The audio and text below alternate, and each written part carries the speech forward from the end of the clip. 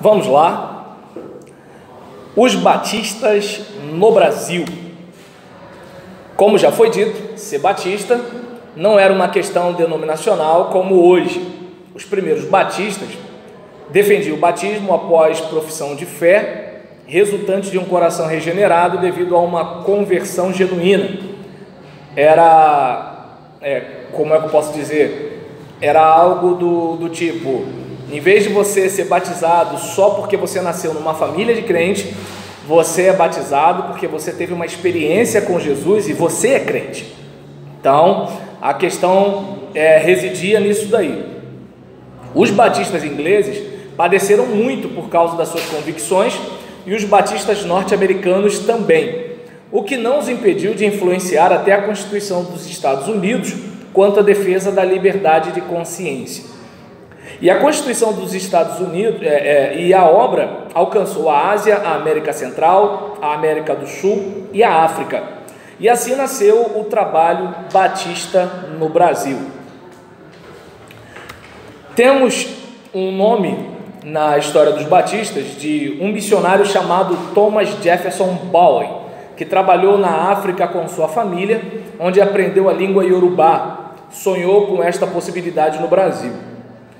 Chegou em 1860 ao Rio de Janeiro a fim de plantar uma igreja de fala inglesa e outra para escravos. E assim tentou distribuir Bíblias e falar com escravos na língua deles, mas não resistiu a problemas de saúde e a pressão de divergentes, ficando apenas 9 meses no Brasil, que era católico colonial na época. Por isso, não podemos dizer que o trabalho batista começou em 1860, não efetivamente.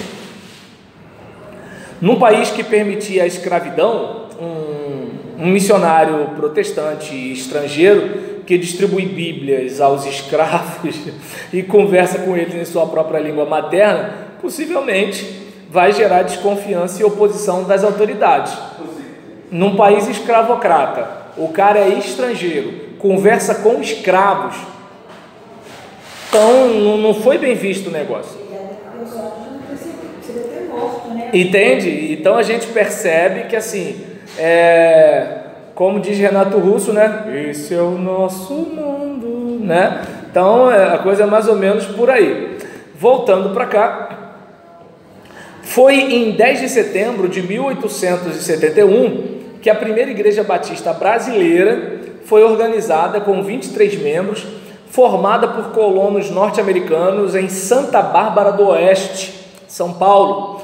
E após 8 anos desta organização, os batistas fundaram a segunda igreja, também em Santa Bárbara, em 2 de novembro de 1879, com 12 membros e constituída de colônios norte-americanos, sendo chamada Igreja Batista da Estação. Ainda que os cultos da primeira igreja fossem em inglês e a finalidade do trabalho batista fosse a assistência dos colonos norte-americanos, de lá, a Junta de Missões dos Estados Unidos recebeu o pedido de envio de missionários para o Brasil.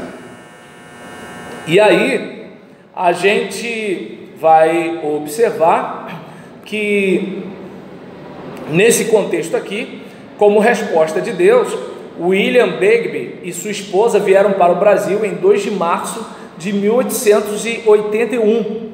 Ele assumiu o pastorado destas 2 igrejas, sem perder o foco em missões. Enquanto isso, foi se familiarizando com a língua e a cultura brasileira, tendo a ajuda do ex-padre Antônio Teixeira de Albuquerque até a chegada dos Taylor. Então, a gente observa que este ex-padre foi o primeiro batista brasileiro e também o primeiro pastor batista brasileiro. Oi? O primeiro batista não padre. Exatamente. Além de ser o primeiro batista brasileiro, também foi o primeiro padre, o primeiro pastor batista, perdão. Tanto o seu batismo como sua ordenação ao ministério ocorreram em 1880 na loja maçônica George Washington, em Santa Bárbara. Ele era uma pessoa cujo apoio alavancava o trabalho batista no Brasil. Perdão, falou comigo, Vinícius, ou falou com o Écio?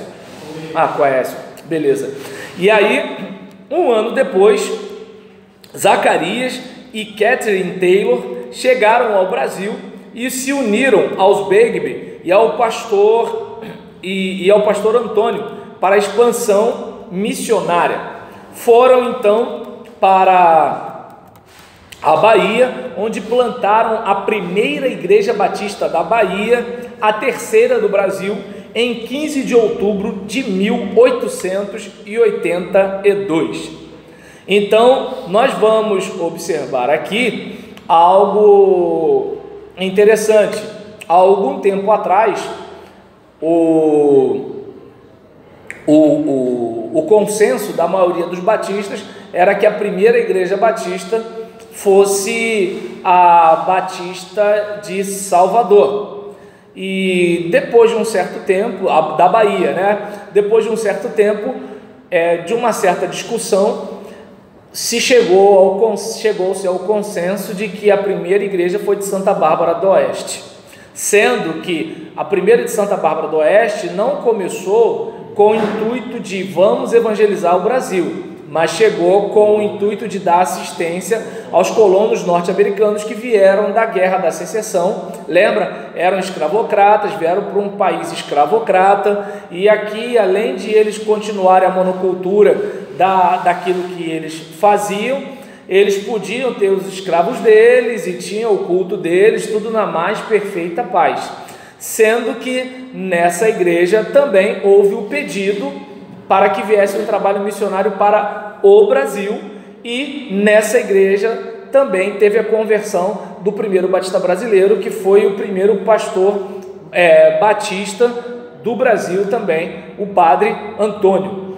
E na igreja da Bahia foi ordenado o segundo pastor batista brasileiro, João Batista.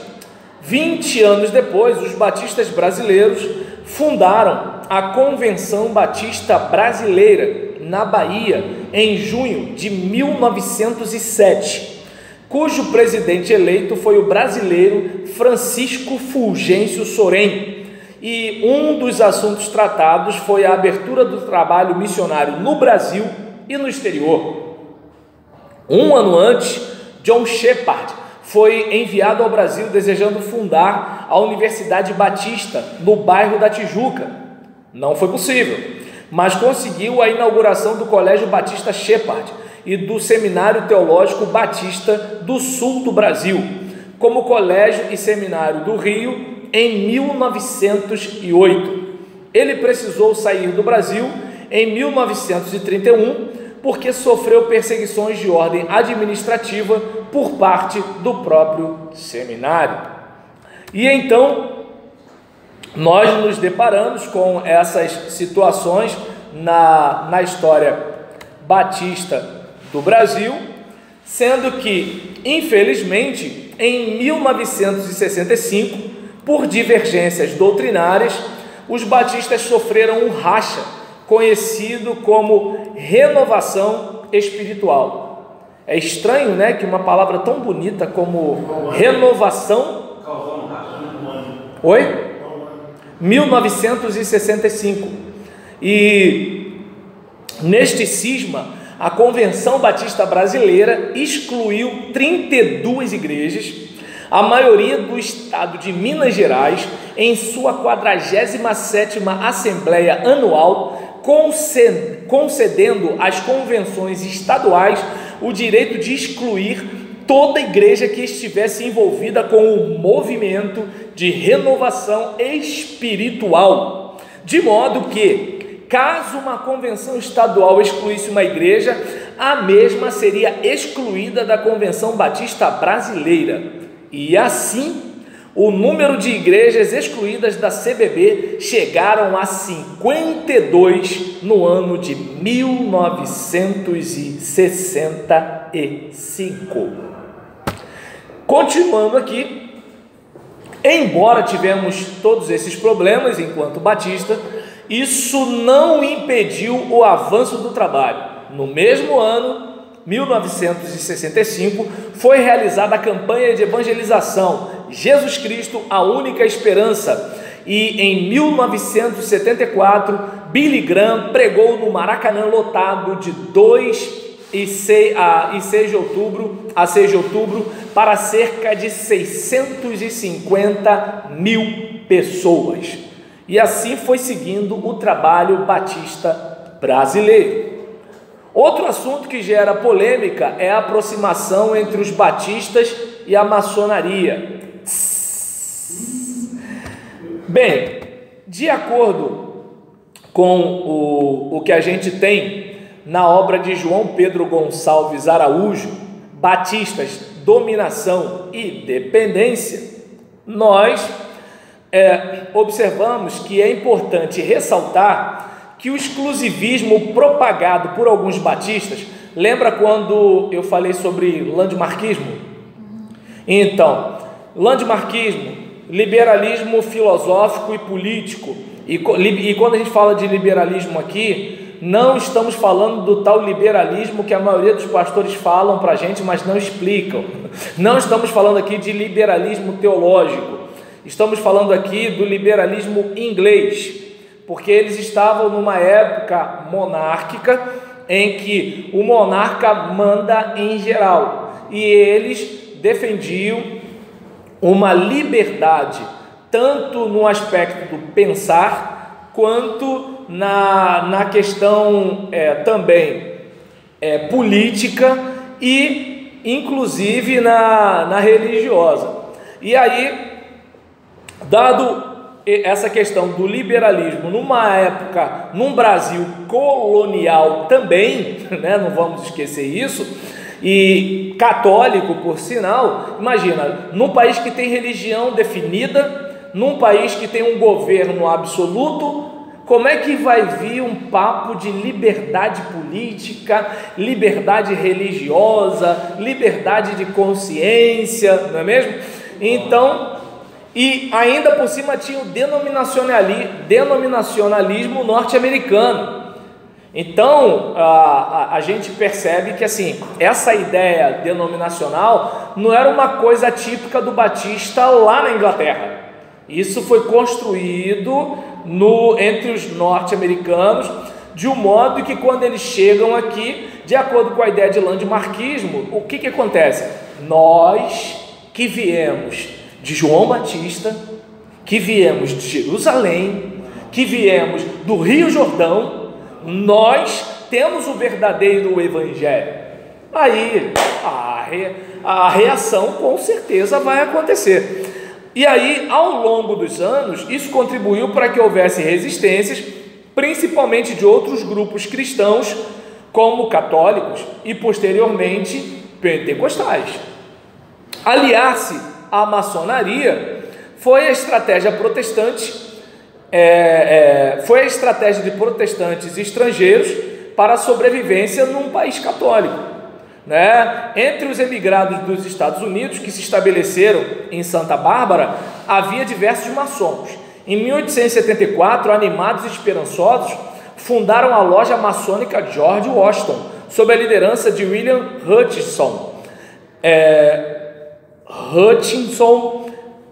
Norris, que foi eleito o Venerável, de acordo com Bete Antunes de Oliveira, no seu livro Centelha em Restolho Seco, uma construção para a história dos primórdios do trabalho batista no Brasil. Página 72, para deixar bem claro que eu não estou tirando isso do mundo maravilhoso de Bob. Seguindo aqui, vamos lá.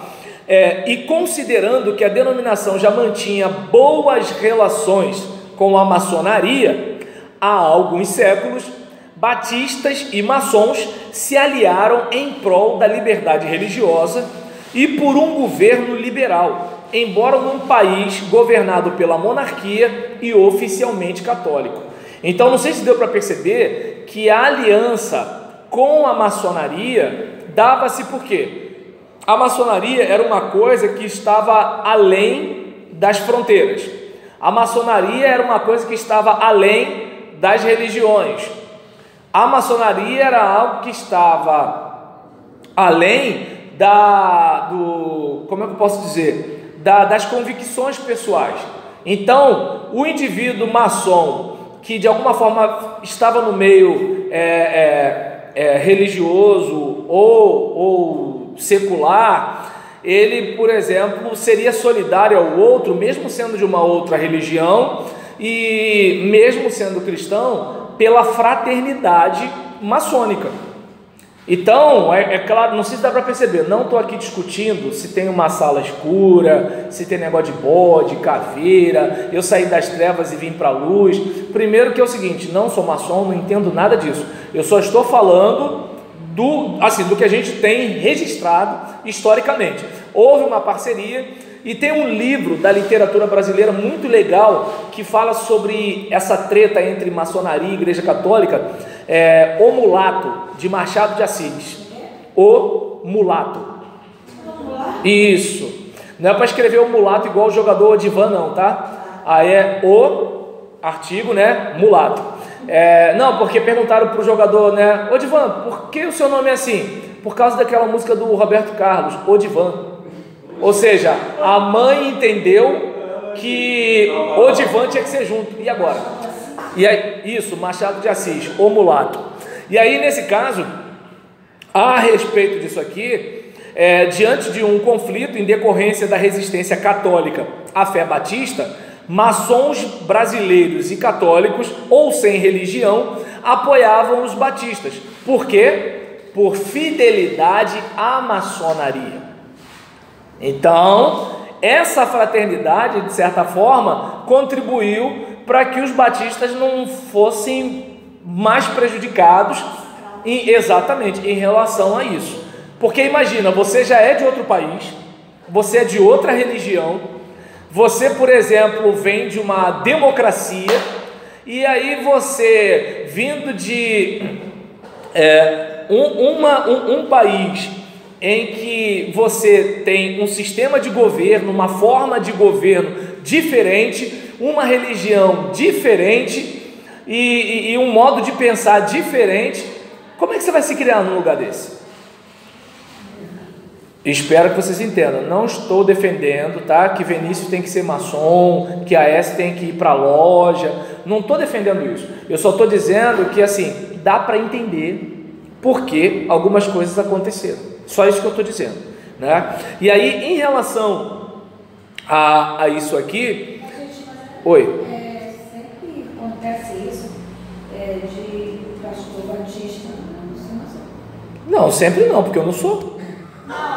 Sempre acontece de pastor batista ser maçom. Não é bem assim. Peraí, não estou generalizando. É que você falou sempre. Sempre. Não, acontece assim, a gente dá uma confissão, por exemplo, já teve por da rocha que descobriu os membros da tribo pastor maçom. Tem um feio danado lá, aí você tem os CDs de pirâmide para todo lado. Então, de vez em quando acontece isso aí. Entendi. Entendeu? Eu tenho uma leve desconfiança, como eu falei assim, que morreu de Deus, que é uma boa pessoa, e era maçom. E ele era pastor bispo metodista. Entendi.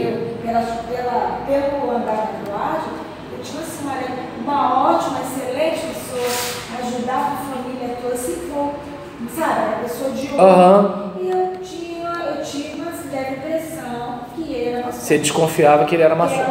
Entendi. E aí, então, em relação a... Oi. É porque você falou sempre. Quando você falou sempre, sempre é muita coisa, né? Porque sempre é igual nunca, né? Entendi. E aí, nesse caso, em relação a isso, mais uma vez, voltando à questão, né? Por exemplo, da maçonaria, a controvérsia a respeito do caráter religioso da maçonaria. Eu, por exemplo, não estudei em religiões e seitas o assunto maçonaria, mas tem gente em alguns seminários que estudou maçonaria na parte de seita e de religião, sendo que, mais uma vez, como eu estou dizendo, eu não entendo do assunto. E aí, uns afirmam que a maçonaria é religião, né? Só um instantinho, deixa eu tirar aqui o A com H, né? Uns afirmam que a maçonaria é religião, e outros negam. Muitas igrejas cristãs a veem como uma religião ocultista e sincrética, daí onde é a questão, né, que você falou, por exemplo, de igrejas que, não, se o pastor é maçom a gente não convida, né? Ou se a gente descobrir que ele é maçom, a gente o convida a sair. E aí nesse caso, tem igrejas que vão ver, né, como uma religião ocultista e sincrética, embora haja cristãos que são maçons. Um exemplo claro de tensão no protestantismo a respeito foi quando surgiu a Igreja Presbiteriana Independente, que se separou da Igreja Presbiteriana do Brasil. Em 20 de julho de 1900, o reverendo Eduardo Carlos Pereira escreveu um protesto contra a decisão do sínodo de admitir a conciliação entre maçonaria e igreja, entre a maçonaria e igreja. Então eu tenho isso num dicionário de religiões e crenças, falando sobre esse fato, e mostra os tópicos desse pastor, quando desse reverendo, ele elencando os motivos por que não se deveria abrigar a maçonaria no seio da igreja presbiteriana, só para ter mais ou menos uma ideia a respeito do assunto. Seguindo, nesse caso aqui, a gente observa que essa aliança, né, de maçons brasileiros e católicos ou sem religião, para com os batistas, por fidelidade à maçonaria, acontecia enquanto um movimento transnacional, algo que ia além da nação. Com a destituição do regime monárquico, o trabalho batista pôde gozar de mais liberdade para avançar em terras brasileiras. E aí eu concluo, né, fazendo a pergunta, né, será que Thomas Jefferson Bowen imaginava que a obra batista cresceria assim? Quando ele chega aqui, não tem nenhum trabalho batista, começa daquele jeito, né, romântico, né? Então ele começa querendo que os escravos se convertessem ao Evangelho, querendo que os escravos lessem a Bíblia, querendo evangelizar os escravos. Então, assim, ele teve problemas, e tanto que a frase que marca o título do livro Centelha e Restolho Seco eu acho muito bonita, quando ele diz, né, meus fracos esforços entre milhões da África parecem como gota d'água na areia do deserto. Pensa na cena, né? Uma gota d'água na areia do deserto, nada. E aí ele continua, possa o Senhor convertê-los como uma centelha em restolho seco. Uma centelha no restolho seco já tem outro efeito, né? Então, assim, é uma frase muito bonita, né? E aí, quem diz ser batista de verdade deveria honrar esses valentes, né? Porque, assim, seja com problema de maçonaria, tendo escravo, fazendo um monte de coisa, assim, olha quanta coisa aconteceu para a obra batista chegar onde chegou. Tá dando para entender? Então é algo que, assim, seria interessante que a gente pensasse na nossa história. Aí é nessa hora que meu coração de pastor fica dolorido, porque às vezes você vê na igreja, sabe assim, pessoal totalmente alheio a isso. Aí você às vezes vai conversar com o membro, a discussão do membro é se mulher bota ou não bota calça comprida, tu tá entendendo? Se a gente vai participar da ceia, né, com um membro de outra igreja, se não vai, se vai rebatizar alguém que veio de outra denominação. E aí você tá dando para entender? Entende? E assim, aí você vê que muitas vezes boa parte dessas pessoas não fazem ideia do que é ser batista, não fazem. Cresceu rápido, né? Pô, claro, se a gente for olhar a questão da quantidade de tempo, né? Elas querem manter o monopólio. Isso, mas quer manter o monopólio de um negócio que é o seguinte: a Igreja Batista nunca foi. Nunca foi, mas ela quer manter o monopólio, ela quer ter que seja tudo ao alcance da mão dela. Ela quer manter. É um projeto político de poder, né? Eu estou entendendo. Ela quer que tudo concorra segundo a vontade dela. O que ela pensa. Seja feita a minha vontade, né? Eu vejo assim, Uma visão histórica aí da coisa. Toda história tem seu lado negativo. Não tem para onde correr, né? É como uma questão de uma biografia não autorizada, né? Assim, se eu for escrever sobre a minha vida, eu sou o cara, né? Agora, se alguém que não eu for escrever sobre a minha vida, é verdade. Toda vez que eu acho que eu sou perfeito, é só sentar do lado da Gisélia. Precisa ir longe, não. A gente vai dar nosso ponto de vista, mas ela. Mas é verdade. E não precisa nem perguntar, hein? Mas vai, fala, Roseli, desculpa. A gente estava aqui desabafando. Pai daquele garotinho, pai da pessoa, né? Mas é. Não, a gente está falando da mulher escrever sobre o marido, não estamos falando do marido escrever sobre a mulher. É mesmo? Ah, que bom. Tá vendo, viu? Sinal que Graciela é diferente. Só vai falar coisa boa do Leandro, tá vendo? Viu? É outro nível, tá vendo? É outro nível. Então, nesse caso, fazer o quê? Nem todo mundo, né, tá nesse nível, né? Se nós somos meros mortais, né? Na pregação, você estava presente no Dia dos Pais, quando eu preguei na igreja. Defendi ele de público. Que bom. Parabéns. Isso aí. Então, viu essa? Depois a gente vai fazer um coach com o Leandro.